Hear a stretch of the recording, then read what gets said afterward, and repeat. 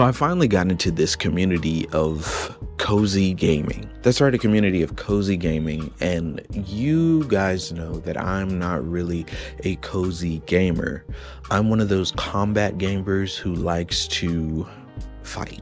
But it wasn't until I played The Legend of Zelda Breath of the Wild and Tears of the Kingdom that I started to look at cozy gaming a bit different. You basically do everything that you do in the side missions that are required in games like Breath of the Wild. You have to farm, you have to mine, you have to cook, and all sorts of those things. And so cozy gaming is basically a generalized farming sim. So today we're going to be talking about Disney Dreamlight Valley, and I'm late. What's going on, everybody? It's your boy, the SBZ, the Gaming Knight, and welcome to this channel. This channel we talk all about reviews, vlogs, and do some live streams. So if you like that sort of thing, go ahead and hit that like and also subscribe. No, really, we're waiting on you. Go ahead, hit the button.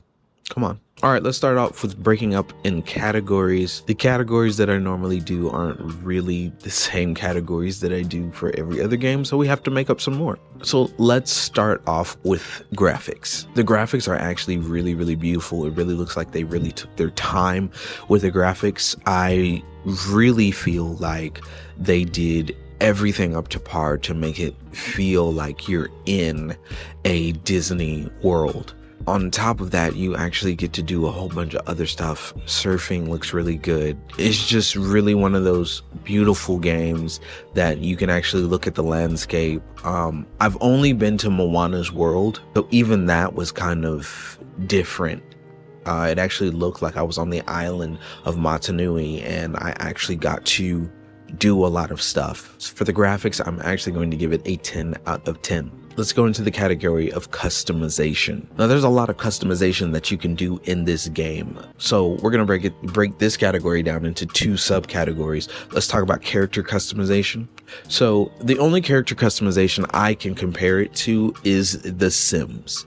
The Sims has a really, really amazing character customization. And if you have the certain mods, you can get exactly what you want when it comes to customization. But seeing how this is on the Nintendo Switch and there are no mods on the Switch, the character customization is actually really, really good. They have African American hairstyles. They also have a lot of good things that I wasn't really expecting. And if you're in the beginning and you want some really customized clothes, you can actually get some good customized clothes. Because I didn't have that many clothes, I got a hoodie with a pirate symbol on it, and then in the back I had a book bag with Wreck-It Ralph on it, some good sweatpants, and some awesome kind of shoes. So that customization gets a 10 out of 10. There is some other like hats and stuff like that they were really inclusive of other cultures. So yeah, it's definitely getting a 10 out of 10. All right, let's go into the next subcategory. Let's go into customization as a whole. Now, you can really customize as much as you want. As long as it's in your book bag, you can place it wherever you want to go. So I didn't like the way the house was looking, so I ended up moving a whole bunch of other stuff inside the house. You can also expand inside the house, but you do have to go to Mr. Scrooge first. He's going to put you on some game. Let me tell you, Mr. Scrooge knows exactly what he's talking about. He's not greedy. He knows how to invest. He knows how to do some really type of stuff. I felt like I was actually learning some stuff in the real world with what Mr. Scrooge was saying. Like, sheesh. So then, as well as that customization, even outside of the house, you can customize a lot.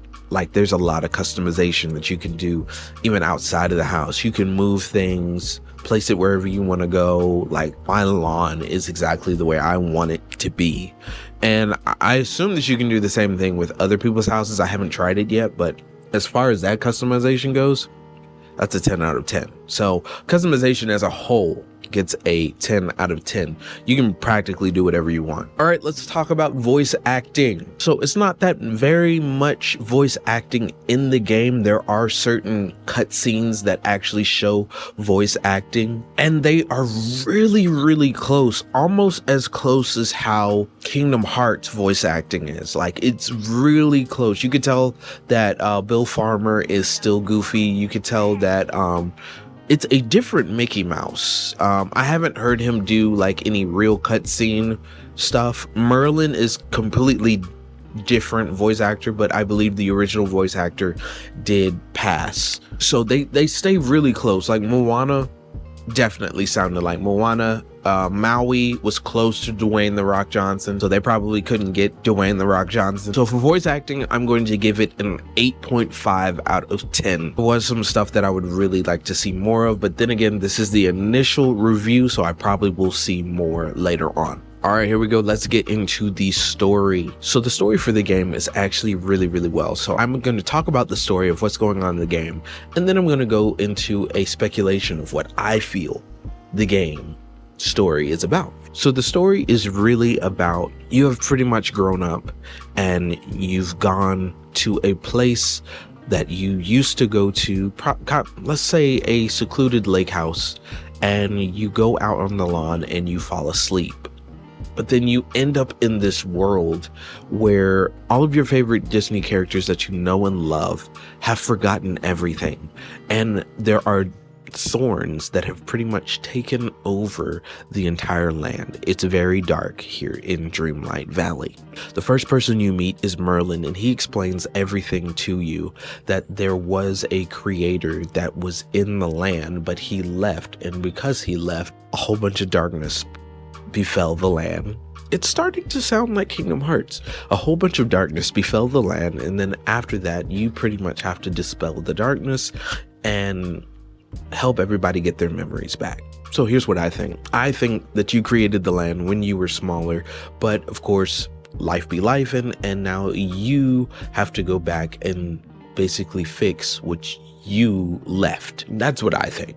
I could be wrong, but then again, this is the initial part of the game. There are memories that you have to get of the creator, and there's also memories that you have to get of the characters. So, like I said, you can actually put some hours into this game. Like, I actually looked at how many hours you can get into this game. You can actually put 107 hours into the game. Don't believe me? I'm gonna put it up right here. Yeah, 107 hours you can put into this game. So overall, this game as a whole, I'm going to give it a 9 out of 10. A 9 out of 10. It's just that one thing in voice acting that I really wanted to see more of. But initially for this review, I do give it a 9 out of 10. Disney Dreamlight Valley is definitely a game that I would recommend to anybody who's looking to get into cozy gaming. Now, mind you, I haven't done Stardew Valley, and I haven't done Animal Crossing either. All right, it's your boy, the SBZ, the Gaming Knight, and if you like this kind of content, go ahead and hit a like and subscribe. Come on, you've stayed to the video this far, and we've got some more stuff coming, so stay in tune for that. We do go live here on the channel every Tuesday and Thursday. All right, I'll see you. Peace.